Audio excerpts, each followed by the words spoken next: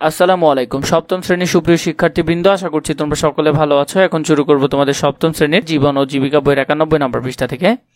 চলো শুরু করি। মূল ভিডিওতে যাওয়ার আগে আপনাদের সকলের কাছে অনুরোধ থাকবে আমাদের যে আরো অন্যান্য চ্যানেলগুলো রয়েছে ওই চ্যানেলগুলোকে সাবস্ক্রাইব করে দেওয়া। বদলে যায় মেরিনাদের জীবন কাহিনী।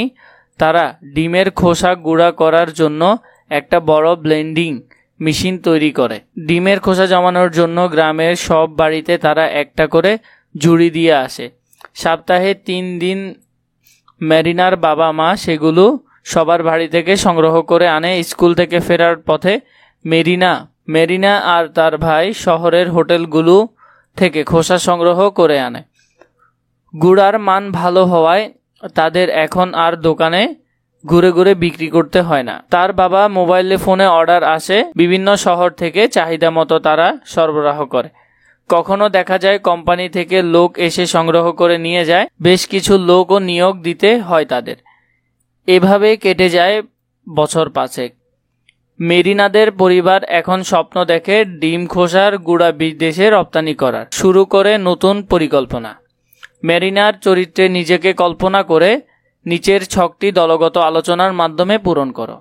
প্রথম বছরের জন্য স্বল্পমেয়াদী তোমার পরিকল্পনা, পরবর্তী 5 বছরের জন্য মধ্যমেয়াদী তোমার পরিকল্পনা, বিদেশে রপ্তানির জন্য দীর্ঘমেয়াদী তোমার পরিকল্পনা। উক্ত পরিকল্পনার একটি করে সামর্থ্য, দুর্বলতা, সুযোগ ও চ্যালেঞ্জ নিশ্চিত করে আত্মপ্রতিফলন।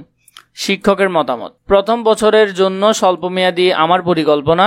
প্রথম বছরের জন্য স্বল্পমেয়াদী আমাদের পরিকল্পনা। প্রথমে ছোট পরিসরে কাজ শুরু, কয়েক মাস নিজের বাড়িতেই প্রশিক্ষণ, কাপড় কাটা, সেলাই, এমব্রয়ডারি, ব্লক প্রিন্ট, চুমকি পুঁথি ধারণা গ্রহণ, বুটিকের জন্য প্রয়োজনীয় উপকরণ সংগ্রহ যেমন টেইলারিং মেশিন, কাঠের ডাইস, রং, বিভিন্ন ধরনের সুই সুতা, কাপড় প্রভৃতি, আত্মীয় স্বজন, বন্ধু বান্ধব এবং প্রতিবেশীদের কাছ থেকে কাজের অর্ডার নেওয়া। পরবর্তী 5 বছরের স্বল্পমেয়াদী তোমার পরিকল্পনা, হাঁস মুরগির খামার করা। এর পরবর্তী বিদেশে রপ্তানির জন্য দীর্ঘমেয়াদী তোমার পরিকল্পনা হলো ফলের বাগান করা। উক্ত পরিকল্পনা একটি করে সামর্থ্য, দুর্বলতা, সুযোগ, চ্যালেঞ্জ চিহ্নিত করা। আত্মপ্রতিফলন। দায়িত্বশীলতা, অতিরিক্ত চঞ্চলতা, জনপ্রিয়তা, অনিশ্চয়তা মোকাবেলা করতে হবে।